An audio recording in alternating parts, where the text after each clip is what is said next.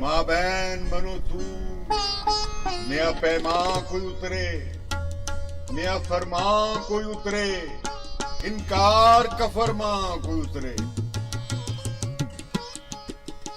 माँ बहन बनो तू, नया पैमा कोई उतरे, नया फरमा कोई उतरे, इनकार का फरमा कोई उतरे।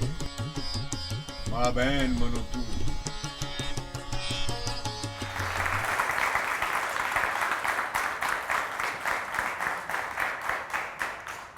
अस्सलाम वालेकुम, आप देख रहे हैं बयानिया। मैं हूं तंजीला मज़हर। खुशामदीद कहेंगे आपको। आज पाकिस्तान के माशरे में अमन और रवादारी के फ़रोग के लिए नौजवान क्या किरदार अदा कर सकते हैं, ये वो बुनियादी सवाल है जिसका जवाब हम आज बयानिया में ढूंढेंगे।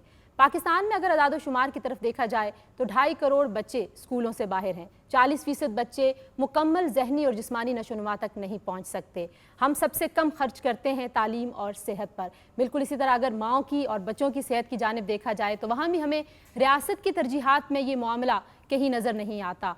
ये बच्चे जो स्कूलों से बाहर हैं और बहुत सारे इदारे जो काम कर रहे हैं आबादी पर, उनका ये भी कहना है कि 65% से ज़ायद वो नौजवान हैं जिनकी उम्र 35 साल से कम है, जो एक बहुत बड़ा असासा हो सकते हैं किसी भी तरक्की पजीर मुल्क का। पाकिस्तान इस असासे को कैसे इस्तेमाल करेगा, पाकिस्तान एक रियासत के तौर पे इन नौजवानों को क्या सिमत दे रहा है, अगर नहीं दे रहा तो उसकी क्या वजूहात हैं, सियासी जमातों का क्या किरदार है, वो सवालात हैं जिनके जवाबात आज के बयानिया में हम ढूंढने की कोशिश करेंगे। मेरे साथ जो पैनलिस्ट मौजूद हैं उनसे आपका तारुफ करवा दें। सबसे पहले हमारे साथ मौजूद हैं हारिस खलीक साहब, किसी तारुफ के मोहताज नहीं, मुहक्किक हैं, कॉलम निगार हैं, शायर हैं। बहुत शुक्रिया हारिस, आप तशरीफ़ लाए।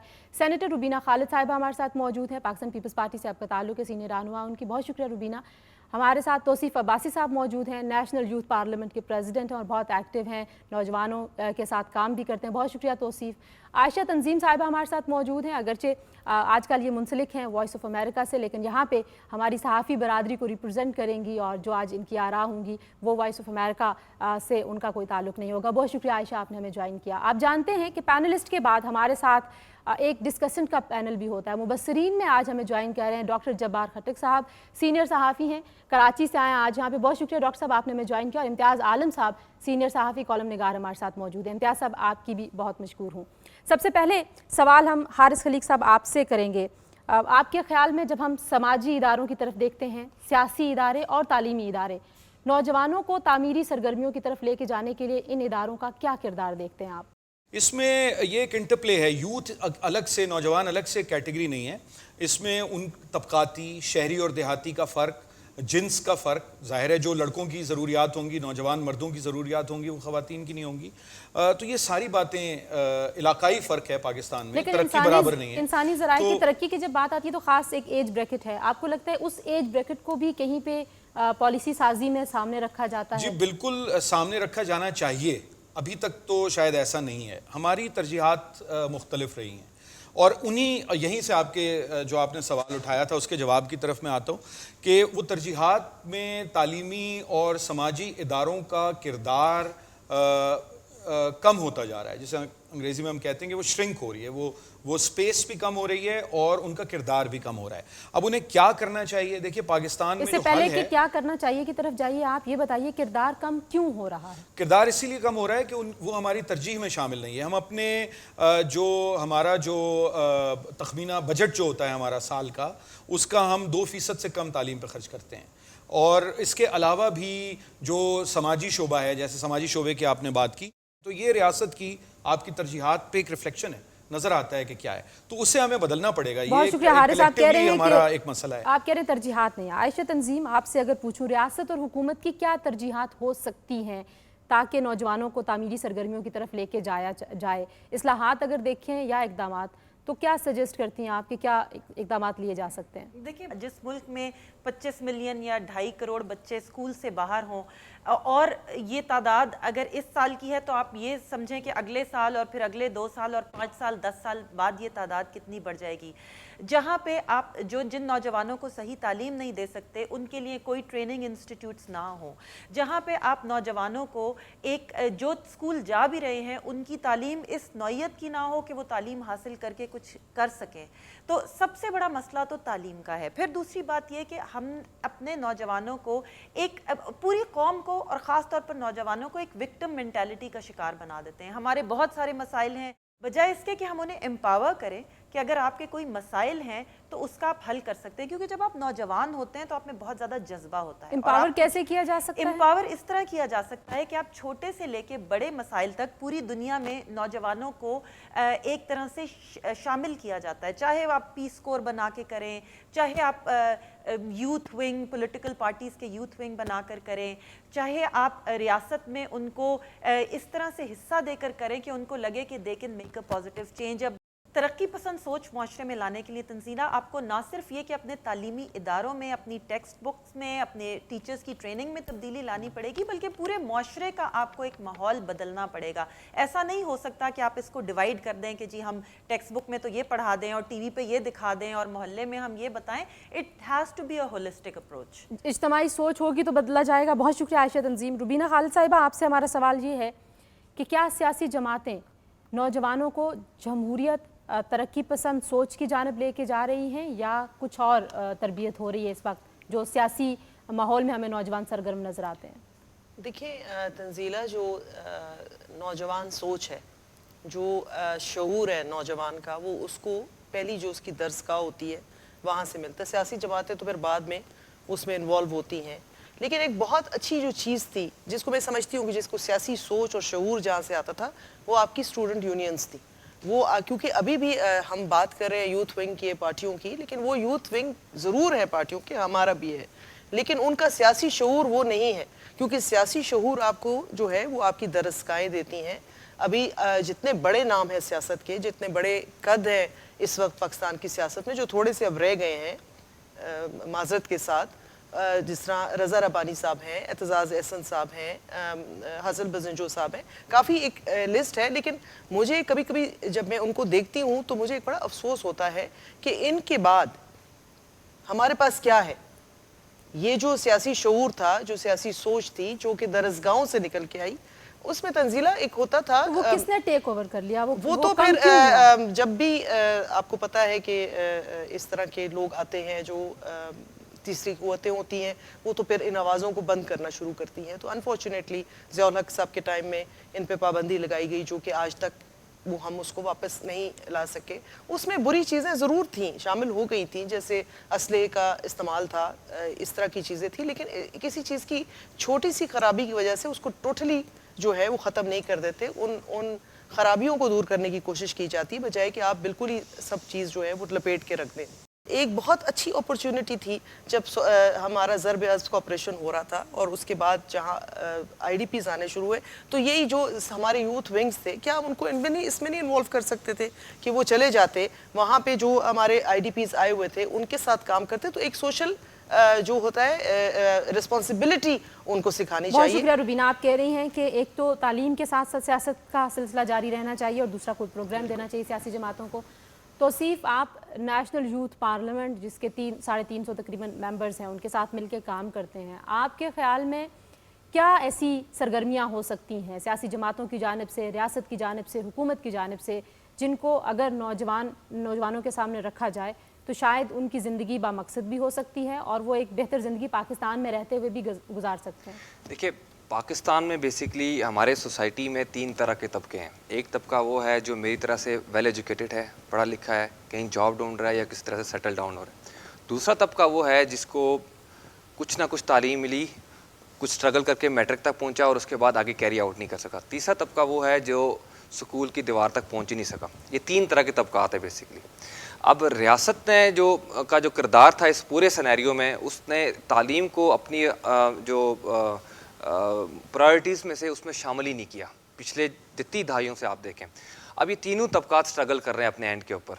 जो पढ़ा लिखा तबका है वो उसको जॉब नहीं मिल रही, जो मैट्रिक पास तक रह गया वो भी स्ट्रगल कर रहा है, और जो स्कूल तक नहीं पहुंच सका वो तो वैसे भी उसका सिस्टम नहीं बन सका, क्योंकि तालीम की प्रायोरिटीज़ हमारी उस तरह से बन ही नहीं सकी रियासत की तरफ से। अब हो क्या सकता है? देखें, अब इस्लामाबाद में अगर मैं आपसे बात करूं, जैसे आप 2.5 करोड़ बच्चा स्कूल से बाहर करें, इस्लामाबाद वफाकी दारुल हुकूमत है पाकिस्तान का, 60,000 से ज़ायद बच्चे स्कूल से बाहर हैं। ریاست کو بنیادی اپنی رسپانسبلٹی جو ہے وہ اس ایشو کے اوپر آپ کو اس ڈپارٹمنٹ کے اوپر اپنی موڑنی پڑے گی. کون سے ایسی سرگرمیاں ہو سکتی ہیں سیاسی جماعتوں کی جانب سے، ایسے کیا پروگرامز ہو سکتے ہیں؟ دیکھیں سیاسی جماعتیں تو اپنے طور کے اوپر اویئرنیس کر سکتی ہیں، اپنے سیاسی ایجنڈاز میں نوجوانوں کو انکلوڈ کر سکتی ہیں. جیسے نوجوان سیاسی افیلیشنز کے ساتھ اپنا کنٹریبیوٹ بھی کر رہے ہیں، جو بھی کر رہے ہیں، لیکن اصل پرابلم جو ہے وہ ریاست کے ساتھ ہے، چونکہ ڈیلیور ریاست نے کرنا ہے. ایسے ان پڑھ بچوں کے لیے جو اسکول نہیں جا سکے ان کے لیے نان فارمل ایجوکیشن جیسے ایک انسٹیٹیوٹ بنانے پڑیں گے تاکہ ان کو ایک قومی دھارے میں لایا جا سکے، ان کو اس قابل بنایا جا سکے کہ ایٹ لیسٹ وہ ان کے اندر ایسی سکلز ڈیولپ ہو جائیں کہ وہ کچھ نہ کچھ اس معاشرے کے لیے کنسٹرکٹیو رول ادا کرنے کے قابل بن جائیں. بہت شکریہ توصیف عباسی. عائشہ ہم آپ سے یہ بھی جاننا چاہیں گے کہ جب آپ نے کہا کہ تعلیمی سلسلہ جو ہے اس میں بہت ساری بہتری کی ضرورت ہے، کون سے ایسے شعبے ہیں جہاں ریفارمز اگر کریں تو جن سارے طبقات کا یہاں پہ ذکر ہو رہا ہے ان کے مسائل حل ہو سکتے ہیں، ان ریفارمز کرنے سے وہ قومی دھارے کا حصہ بن سکتے ہیں؟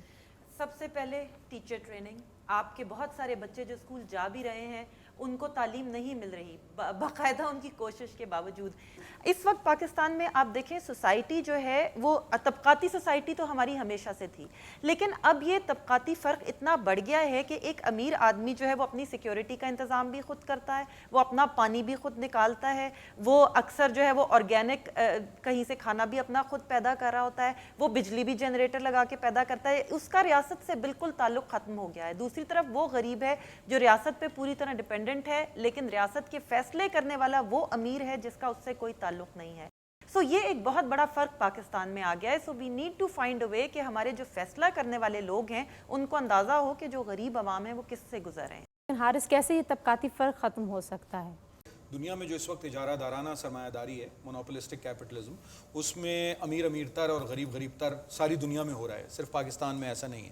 مگر پاکستان میں اس کے دو پہلو ہیں. ایک تو طبعی ضروریات ہیں، فزیکل نیڈس جسے ہم کہتے ہیں، وہ اگر پوری ہو بھی جائیں تو ایک فکری انحطاط کا بھی ہماری قوم شکار ہے، معاشرہ شکار ہے.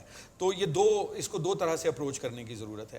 آپ کی جو معیشت جن خطوط پہ استوار ہے وہ خطوط درست نہیں ہیں، اور آپ کتنی بھی کوشش کر لیں، آپ ایک تیسری دنیا کا ایک ترقی پذیر ملک ہیں، اور آپ کے ہاں آپ اگر یہ سمجھتے ہیں کہ یہ سڑکوں کے ٹھیکے پہ ہم ملک چلا سکتے ہیں، جب تک یہاں کوئی زرعی اور صنعتی ترقی نہیں ہوگی اس وقت تک یہ بنیادی جو مساوات ہے بلکہ نامساوات ہے یہ درست نہیں ہو سکتی.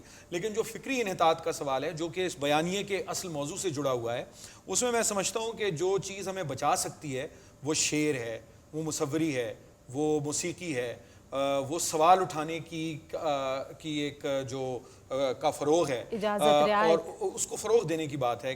تو اس یعنی اتفاق نہ کرنا، سوال اٹھانا، علم حاصل کرنا، فن، مصوری، شاعری، کہانی، موسیقی، جو کلچرل آپ کی فنون لطیفہ اور کلچرل ایکٹیویٹیز ہیں، وہی اس بیانیے کو تبدیل کر سکتی بہت شکریہ حارث. معیشت کی تبدیلی کے ساتھ ساتھ. بہت شکریہ جی. اب ہم بریک کی طرف جائیں گے. بریک کے بعد جب واپس آئیں گے تو اپنے مبصرین سے پوچھیں گے. ہمارے پینلسٹ کی گفتگو انہوں نے سنی. ثقافتی، تعلیمی، تخلیقی کیسا ماحول ہو کہ ہمارے نوجوان ترقی کے دھارے کا نہ صرف یہ کہ حصہ بن سکیں بلکہ کامیاب بھی ہو سکیں. آپ دیکھ رہے ہیں بیانیہ، ہمارے ساتھ رہیے. ماں بہن بنو تو.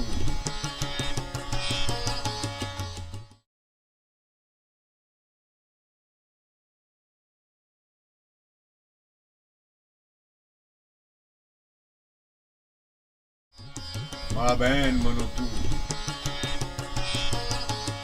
جی ایک بار پھر آپ کو خوش آمدید کہیں گے. آپ دیکھ رہے ہیں بیانیہ. بات ہم کر رہے ہیں نوجوانوں کا کیا کردار ہو سکتا ہے ہمارے معاشرے میں امن و رواداری کے فروغ میں، اور ریاست اس میں اپنا کردار صحیح طریقے سے نبھا رہی ہے یا نہیں. مبصرین کی طرف جائیں گے. سب سے پہلے بات کریں گے ڈاکٹر جبار خٹک صاحب. آپ نے پینلسٹ کی گفتگو سنی، کیا کہیں گے، کس طریقے سے آپ اینالائز کریں گے ساری گفتگو کو؟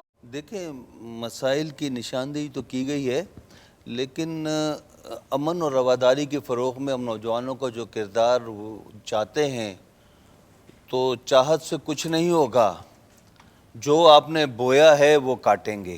ہم نے نئی نسل کو مذہبی انتہا پسندی سکھائی، ہم نے ان کی تخلیقی صلاحیتوں کو سپریس کیا، انہیں دنیاوی حقیقتوں کو سمجھانے کی بجائے ایک خیالی اور تخیلات کی جو ہے نا وہ دنیا کے اندر رہ گئے، اور انہیں ایک اچھے مستقبل، ان کے کیریئر کونسلنگ کی بجائے، کیریئر کی رہنمائی کی بجائے انہیں بیچ منجھدار میں چھوڑ دیا.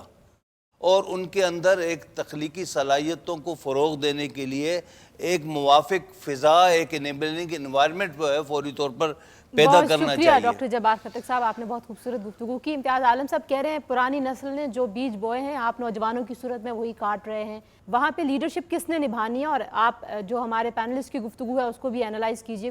دیکھیے کئی پہلوؤں سے بات ہوئی ہے۔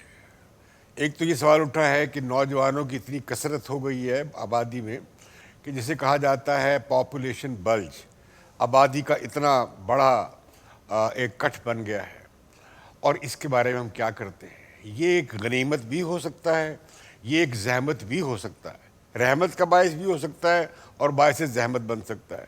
اس کا تعلق اس بات سے ہے کہ ہمارے لیے ان کے لیے کیا تیاری ہے، ان کی تعلیم کے لیے، ان کی خوراک کے لیے، ان کی صحت کے لیے، ان کی ذہنی بالیدگی اور ذہنی نشو و نما کے لیے، ان کی معاشرے میں اپنا مقام بنانے یا کوئی شعبہ یا پیشہ اختیار کرنے میں کیا معاشرہ مدد کر رہا ہے، اسکلز حاصل کرنے میں کیا مدد کر رہا ہے۔ دوسرا سوال یہ اٹھتا ہے کہ ہماری ریاست نے ایسا کیوں نہیں کیا؟ کیا ہماری ریاست جو ہے انسانی سلامتی کی ریاست ہے یا یہ اور طرح کی ریاست ہے؟ بدقسمتی سے یہ جو ہمارا جھگڑا ہوا ہندوستان سے اور لڑائی جھگڑا فساد بنا، اس سے ہماری سارا رویہ ترقی کے بارے میں بدل گیا، ریاست کے بارے میں بدل گیا کہ یہ فوجی سلامتی کی یا قومی سلامتی کی ریاست ہو۔ انسانی سلامتی کی ریاست کہیں پیچھے رہ گئی۔ اب انسانی سلامتی کس بات سے اس کا کیسے آپ تعین کریں گے، کیا پیمانہ ہوگا؟ اس میں سوال اٹھتا ہے ترقی کا پیمانہ کیا ہو؟ کیا ترقی یہ ہے کہ جی ڈی پی کی رفتار اب بڑھ گئی ہے، کیا یا ترقی یہ ہے کہ اوسط آمدنی جو ہے جی وہ بڑھ گئی ہے، جو کہ بڑے گمراہ کن انڈیکیٹرز ہیں۔ اب معیشت دانوں نے نئے اشاریے ڈھونڈ لیے ہیں کہ بچے کو کتنا دودھ ملتا ہے، بچے کو کتنے وائٹامنز مل رہے ہیں، اس کی ذہنی اور جسمانی خوراک اسے کیا مل رہی ہے، کتنے بچے اسکول جا رہے ہیں، لڑکے کتنے جا رہے ہیں، لڑکیاں کتنی جا رہی ہیں، وہاں انہیں پڑھایا کیا جاتا ہے، کیا کانٹینٹ ہے، کیا ماحول ہے، بچوں کے لیے تفریح، نوجوانوں کے لیے تفریح کا کیا انظام ہے، جسے کہتے ہیں نا ایکسٹرا کریکولر ایکٹیویٹیز، وہ کیا ہے، ان کی ذہنی صلاحیتوں کو فروغ دینے کے لیے واقعی کوئی سسٹم ہے، یا انہیں کن ذہن دولت شاہ کے چوہے بنایا جا رہا ہے، لکیر کا فقیر بنایا جا رہا ہے، لٹو طوطا بنایا جا رہا ہے، تقلید کا پابند بنایا جا رہا ہے، یا انہیں ان کے ذہنوں کو کھولا جا رہا ہے۔ اب ایک اور معاملہ ہے کہ آپ نے بچوں کے فارغ وقت کے لیے کیا فراہم کی ہیں سہولتیں، کیا ان کے لیے کھیل کے میدان ہیں، ان کے لیے تھیٹرز ہیں، ان کے لیے لٹریری سرکلز ہیں، کتابیں ہیں؟ تو میں سمجھتا ہوں اس سب کی طرف توجہ دینے کی ضرورت ہے، اور ترقی کا پیمانہ انسانی اشاریے ہونے چاہیے۔ بہت شکریہ امتیاز عالم صاحب۔ جبار صاحب آپ کچھ سوال کرنا چاہیں گے ہمارے پینلسٹ سے؟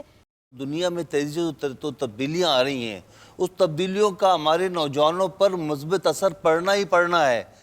سب سے بڑی بات یہ ہے کہ یہ جو آج کل جو ہے سائنس اور ٹیکنالوجی کی ترقی نے، اور خاص طور پر انفارمیشن ٹیکنالوجی کی ترقی نے انفارمیشن ڈیفیسٹ، اطلاعات کی غربت کی معلومات کی غربت کو ختم کیا ہے۔ ہم اور سب سے بڑا جو ہے نا وہ دولت ہوتی ہے انفارمیشن، علم اور اطلاعات۔ اس سے آج کا ہمارا نوجوان جو ہے نا مالا مال ہو رہا ہے اس اینڈرائڈ اور اسمارٹ فون سے۔ ڈیجیٹل ڈیوائیڈ بھی ختم ہوا ہے، وہ طبقاتی فرق جو کہ کمپیوٹر استعمال کرنے والے اور نہ کرنے والوں کا جو بڑا فرق تھا اس نے ختم کر دیا ہے۔ ضروری نہیں ہے کہ اس سے اچھا اثر پڑے۔ یہ جو سیاسی جماعتیں جو رول ادا کرتی ہیں سیاسی تعلیم کا، ان کی فکری پرداخت کا، آپ کی آپ تحریک انصاف سے ہیں، آپ پیپلز پارٹی سے ہیں، آپ ہمیں بتائیں کیا کرتے ہیں؟ آپ کے پاس کوئی ہے نوجوانوں کے لیے سوائے نوجوان ونگ بن گیا، اس کے علاوہ کیا ہے؟ نوجوانوں کا ونگ ہونا صرف جو ہے وہ کافی نہیں ہے، ان کی تربیت جو ہے وہ نیچرلی ایک اگر آپ کے پاس 20-25 سال کا نوجوان ہوتا ہے وہ آلریڈی سیٹ ہو جاتا ہے اپنے خیالات میں، اپنی گفتگو میں، تو وہ جو ہماری درسگاہیں ہیں ضروری نہیں کہ سیاسی، جس طرح آپ نے ابھی کہا کہ وہاں مشاعرے ہوا کرتے تھے، یہ کون کراتا تھا؟ یہ وہاں کی جو اسٹوڈنٹ تنظیمیں ہوتی تھیں وہ کراتی تھیں، اور اسٹوڈنٹ تنظیم ضروری نہیں ہے کہ وہ سیاسی وابستگی بھی رکھتی ہو، لیکن ایک ان کی ذمہ داری ہوتی تھی، وہ مشاعرے کرواتے تھے، وہ ٹورز میں لے کر جاتے تھے، وہ جو ہے اس طرح کی کافی sports activities, musical nights, even نعت خوانی جو بھی اگر آپ کہتے ہیں تو وہ وہاں پر یہ لوگ کرواتے تھے۔ تحریک انصاف کے حوالے گزارش یہ ہے کہ اس پہ تو کوئی شک نہیں ہے کہ تحریک انصاف جو ہے وہ ایک غالب نوجوانوں کی جو اکثریت ہے وہ تحریک انصاف کو سپورٹ کرتی ہے, اس کے نظریے کو سپورٹ کرتی ہے. لیکن رویے کی بات جہاں تک ہے میں آپ سے اتفاق کرتا ہوں. جس سے میں اتفاق نہیں کرتا وہ بھی تحریک انصاف کا حصہ ہے, وہ بھی شاید اپنے جذبات کا اظہار کرتا ہے. لیکن دیکھیں صرف اس کو آپ نوجوانوں کے ساتھ آپ نہیں جوڑ سکتے. اگر آپ اوور آل ایک سوسائٹی کی اگر آپ بات کریں, ایکسٹریمزم کی اگر آپ بات کریں, آپ ریلیجیس ایکسٹریمزم کی اگر آپ بات کریں, تو اس پہ تو آپ کو اوور آل سوسائٹی میں ایک پورا ڈویژن نظر آئے گا. اور اس پہ تو یہ تحریک انصاف یا اس کا نوجوان تو آپ کو کہیں بہت پیچھے نظر آئے گا. لیکن اوور آل سوسائٹی میں آپ کو ایک کلچر جو ہے بہت شکریہ توصیف. امتیاز صاحب آپ سوال کرنا چاہ رہے تھے عائشہ سے. آپ میڈیا سے تعلق رکھتی ہیں, آپ ہمیں بتائیں کہ پاکستانی میڈیا کیا کسی صورت میں نوجوانوں کے لیے کوئی پروگرام رکھتا ہے جو نوجوان دیکھیں؟ ہم ہر وقت سیاست کرتے ہیں, ہمارے اور پروگرام ہی نہیں ہے. ہمارے ٹاک شو سوائے سیاست کے, اس نے سیاستدان نے یہ کہہ دیا, اس نے یہ کہہ دیا, آپ کی کیا رائے؟ اچھا, اس میں دیکھیں دو طرح کی چیزیں یہاں پہ جو دنیا کے باہر دیگر ملکوں میں آپ دیکھتے ہیں, خاص طور پہ جو ترقی یافتہ ملک ہیں, کہ اس میں ہر ایج کے لوگوں کے لیے ڈیفرنٹ قسم کی پروگرامنگ ہوتی ہے. مثلا 3 سال کے بچے کا پروگرام الگ ہوگا, 5 سال کا الگ ہوگا, 10 سال کا الگ ہوگا, 15 سال کا الگ, مطلب لٹرلی ہر سال کے بچے کے لیے پروگرامنگ ہوتی ہے, جو کارٹون سے شروع ہو کے پھر ٹین ایج ایکٹرز کے پروگرام سے لے کے پھر ایڈلٹ پروگرامنگ تک جاتی ہے. ہمارے ہاں ایسا نہیں ہوتا. اس کی شاید ایک وجہ یہ بھی ہے کہ ہمارے ہاں گھر میں ایک ہی ٹی وی ہوتا ہے, جس پہ یا والدہ یا والد ڈیپینڈ کرتا ہے کہ کون زیادہ تگڑا ہے گھر میں, اس کا قبضہ ہوتا ہے. تو اس لیے پروگرامنگ فوکسڈ ہوتی ہے کہ جو پورا گھر دیکھے, اور شاید اس کی وجہ سے ٹاک شو زیادہ ہوتے ہیں. میرا نہیں خیال کہ پاکستان میں یوتھ سینٹرک یا youth focused programming T V پہ اتنی ہوتی ہے, ادر دین انٹرٹینمنٹ انڈسٹری. انٹرٹینمنٹ انڈسٹری میں آپ کو کانسرٹس اور وہ لکس ایوارڈز اور ایٹسیٹرا ایٹسیٹرا اس قسم کی چیزیں, لیکن وہ پورے معاشرے کے لیے ہوتی ہے. جی ایگزیکٹلی. اور روبینہ بھی کچھ کہنا چاہ رہی. بیسیکلی جو منی میکنگ ہے مینٹیلٹی وہ بہت زیادہ ہو گئی پاکستان میں, اور میں امتیاز صاحب کی بات سے بالکل ایگری کرتی ہوں. اس وقت آپ پاکستان میں بچوں کے پروگراموں کے نام پہ کچھ بھی نہیں ہے. there is nothing being produced for the children of Pakistan. Basically یہ جو نیوز ٹاک شوز ہیں یہ کوئی لوگوں کو پسند نہیں ہے, یہ ایک بالکل غلط ہمیں بات بتائی جاتی ہے, لوگوں کو بالکل پسند نہیں. یہ اطلاعات کا حصول جو ہے وہ شعور میں اضافے کا واحد ذریعہ نہیں ہے. اس کے لیے تاریخ کا شعور اور سیاسی شعور اور علم سے اور اس سبجیکٹ سے جس سے آپ جس میں آپ اپنے آپ کو یعنی آپ جس کے طالب علم ہیں اس پر عبور بہت ضروری ہے. آپ کو لگتا ہے کہ آج جو زیادہ سوچنے کی بات ہے کہ شدت پسند بیانیے کو کاؤنٹر کرنے کے لیے نوجوانوں کو کیسے استعمال کیا جائے, ان کی توانائیوں کو کیسے استعمال کیا جائے؟ بہت بڑی بات ہے کہ جو لیجر ٹائم ہے فارغ وقت نوجوان کا, اور اسکول کالج میں جو ایکسٹرا کریکولم ایکٹیویٹیز ہوتی ہیں, کھیل کود, تماشا, رسہ کشی, شاعری, بیت بازی, تھیٹر, فلم, تقریری مقابلے, کتاب دوستی, کتابوں کا تبادلہ. کیا پاکستان میں میڈیا نے سروے کیا ہے کہ بچوں میں کتاب کے ذوق کتنا ہے؟ کتنے بچے ہیں, سوال پوچھا جاتا ہے انٹرویو میں, تم نے آخری کتاب کب پڑھی تھی؟ میں 2-3 باتوں کو لانا چاہتا ہوں آپ کی روبینہ توجہ. ایک تو یہ ہے کہ ماں پہ زور کتنا دیا جائے, زچہ بچہ پہ, میری مراد ماں پہ. اگر ماں پہ زور نہیں ہے, پہلا تو بچے کی تعلیم کا وہ ہے, دوسرا استاد پہ, اور تیسرا یہ کہ اس کے مستقبل پہ. آپ اس بارے میں کیا کہیں گی کہ جو ہماری اور خاص طور پر لڑکیوں کی تعلیم کے حوالے سے کہ ماں پہ کیا فوکس کریں؟ جی روبینہ. دیکھیں آپ نے بڑا ریلیونٹ بات کی ہے. بالکل جو ماں کی گود ہی جو ہم ہمیشہ سے سنتے ہیں کہ پہلی درسگاہ ہوتی ہے بچے کی, اور اگر ماں کوئی شعور نہیں ہے اور ماں کی اگر صحت کے حوالے سے یا شعور کے حوالے سے یا کسی بھی حوالے سے اس میں کوئی کمی ہے تو وہ کمی وہ ٹرانسفر کرتی ہے اس بچے کو. تعلیم کی بات آئے گی نا. بالکل اس حوالے سے I totally agree with you کہ جو ماں اور بچے کے اوپر کنسنٹریشن ہے, جو اس کے اوپر انویسٹمنٹ ہونی چاہیے, وہ ہمارے ہاں ہو نہیں رہی, اور نہ اس کے لیے کوئی پروگرامنگ فیوچر کی ہے. بہت شکریہ. بہت ریلیونٹ پوائنٹس ہمارے مبصرین کی جانب سے آئے, اور اب ہم اپنے حاضرین کی طرف جائیں گے, اپنے آڈینس کی طرف جائیں گے اور ان سے سوالات لیں گے. جس یوتھ کے بارے میں یہاں پہ بات ہو رہی ہے ان کی نمائندگی ہمارے ساتھ موجود ہے, تو ان کے سوالات کے لیے ایک بریک لیتے ہیں. جی بریک کے بعد واپس آئیں گے. آپ نے جانا کہیں نہیں, آپ دیکھ رہے ہیں بیانیہ.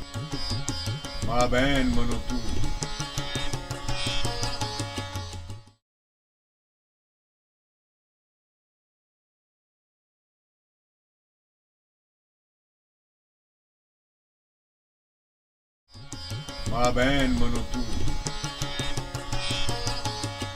जी वेलकम बैक टू बयानिया। और अब जाएंगे अपने ऑडियंस की तरफ। बड़े वाइब्रेंट हमारे पास स्टूडेंट्स हैं। जी माइक आपके पास, अपना तारुफ कराइए, सवाल कीजिए।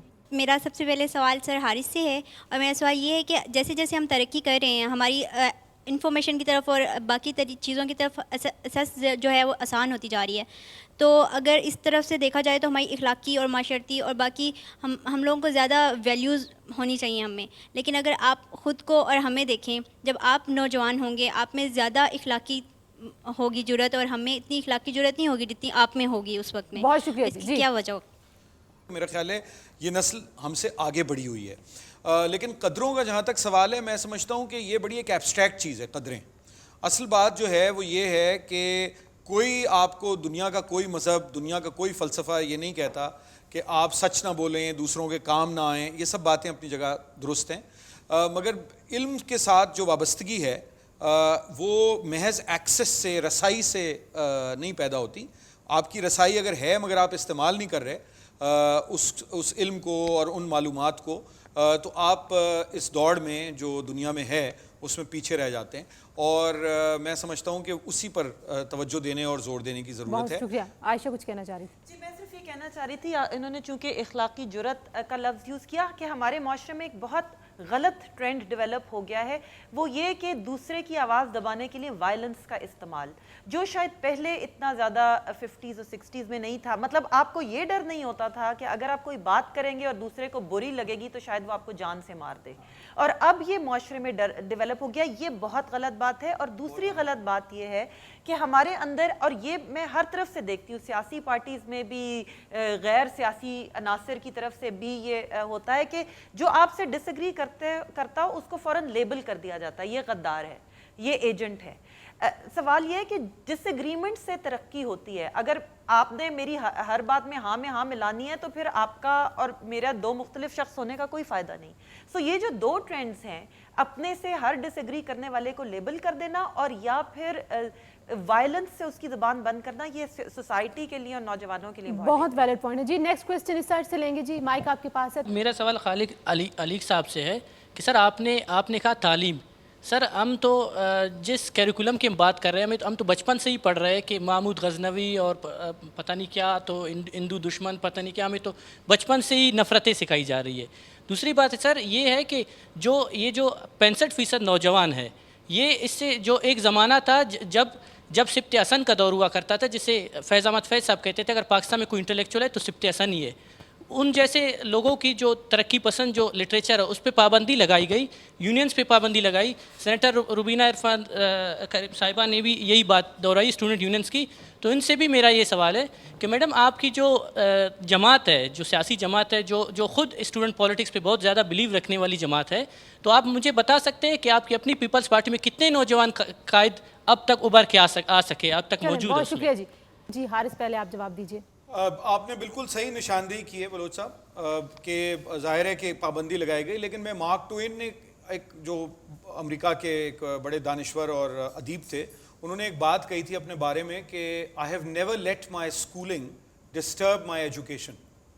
तो जो स्कूलिंग है, निसाब जो है वो तालीम नहीं होता, उससे आप खानदाब होते हैं, आप सीखते हैं, आप चीज़ों को समझने का उनकी तफ़हीम के तरीके अपने स्कूल में सीखते हैं, अपने मदरसे में मकतब में सीखते हैं।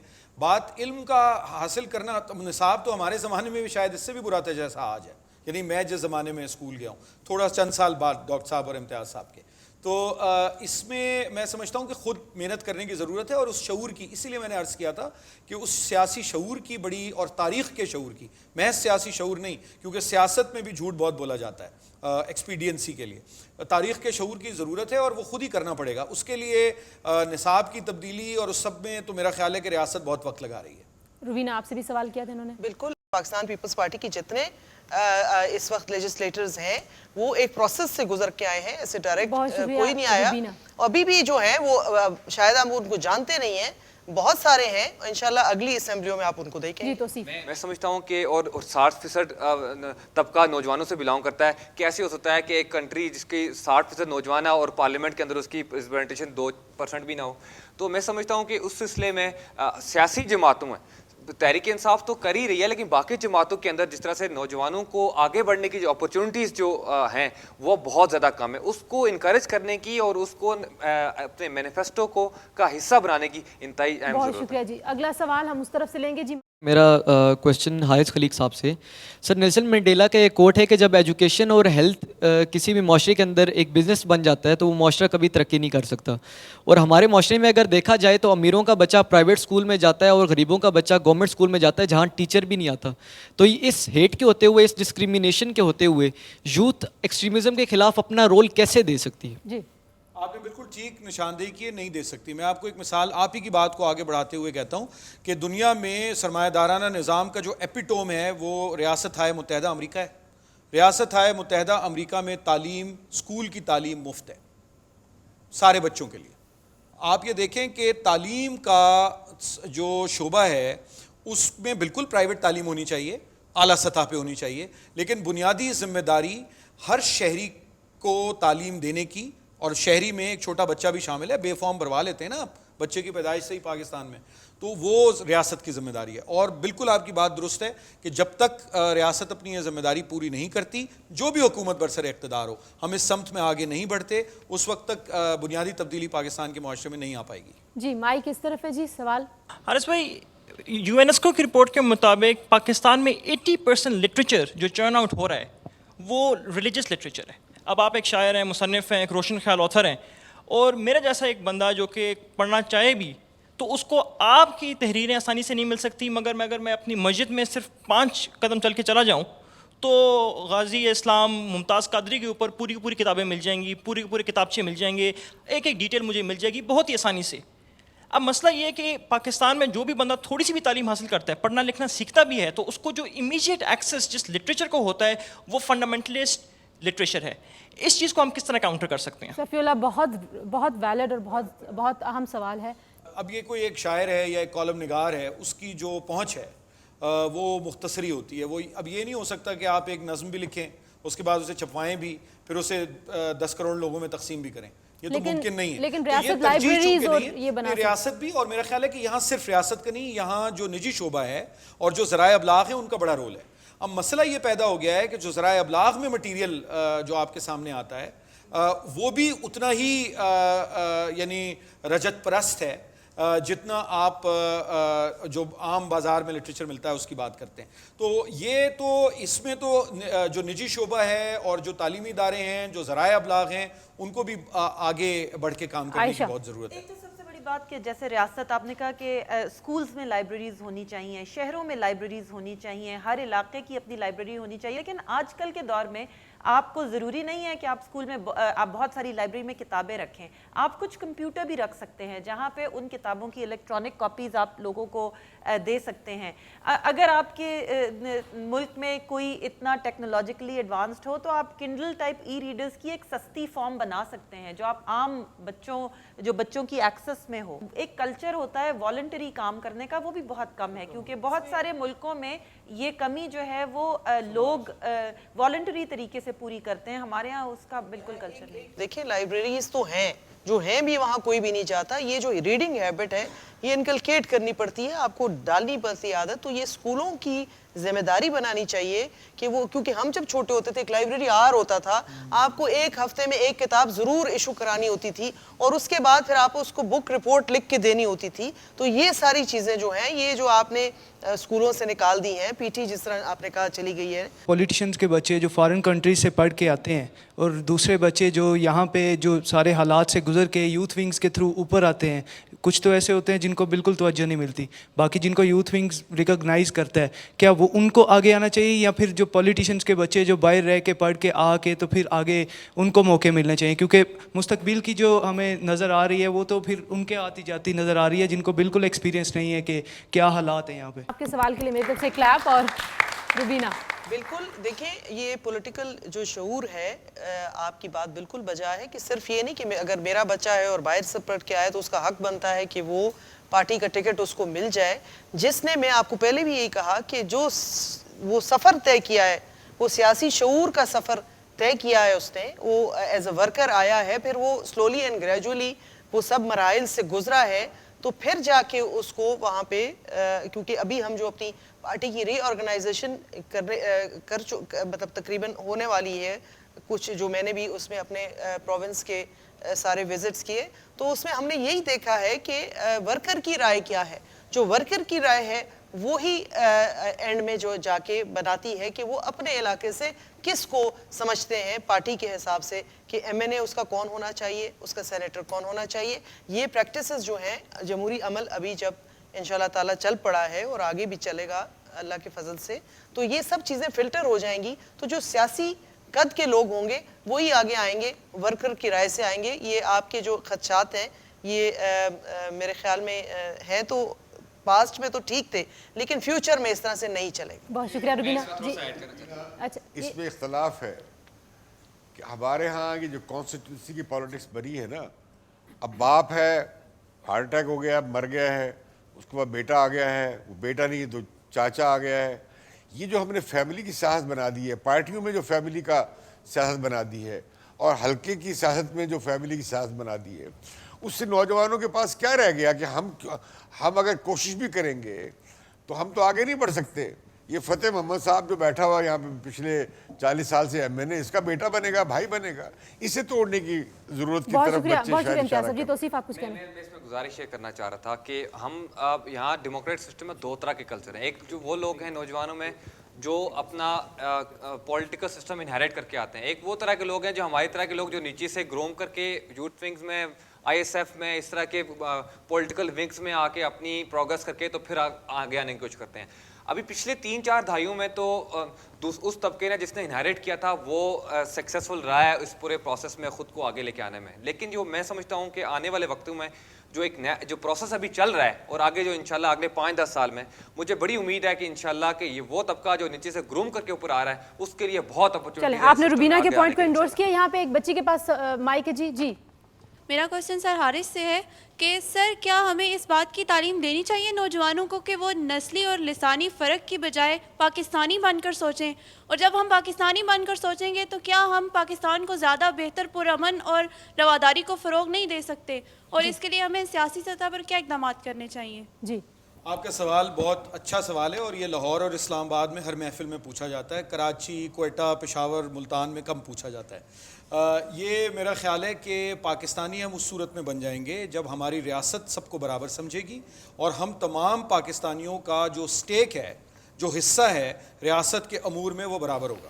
جب یہ ریاست اس طرح کی ریاست ہوگی جس میں تمام شہری بلا تفریق رنگ، نسل، مذہب، جنس برابر ہوں گے، بلا تفریق طبقہ برابر ہوں گے. بہت شکریہ جی. امتیاز عالم صاحب گفتگو آپ نے سنی، سوالات بھی آپ نے سنے، کیا تجزیہ ہے آپ کا؟ میں چاہوں گی اگر آپ اس کو کنکلوڈ کریں.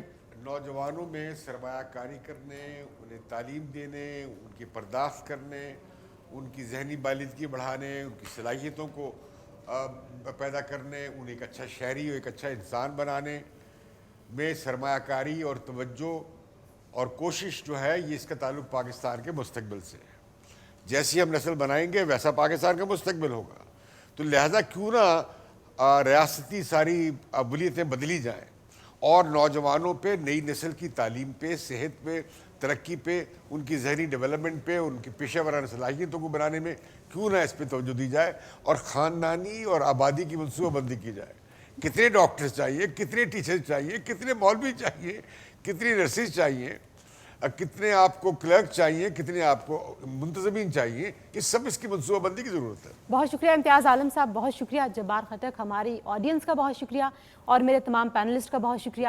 ناظرین آپ نے گفتگو سنی. آج کے بیانیہ میں ہم ان نوجوانوں کی توانائیوں کو کس طرح صرف کریں کہ ہماری ریاست میں امن زیادہ ہو، رواداری کو فروغ مل سکے اور یہ نوجوان ترقی کے دھارے کا حصہ بن کر ایک ایسی مثال بنے کہ جو یہ پریشانیوں کی بات ہے، جو مسائل ہیں، جو چیلنجز ہیں، اس سارے مرحلے سے کامیابی سے ریاست بھی اور نوجوان بھی نکل سکیں. اگلے بدھ کو بیانیہ میں ایک اور موضوع کے ساتھ آپ سے ملاقات ہوگی. اپنا بہت سارا خیال رکھیے. خدا حافظ. مابین منو تو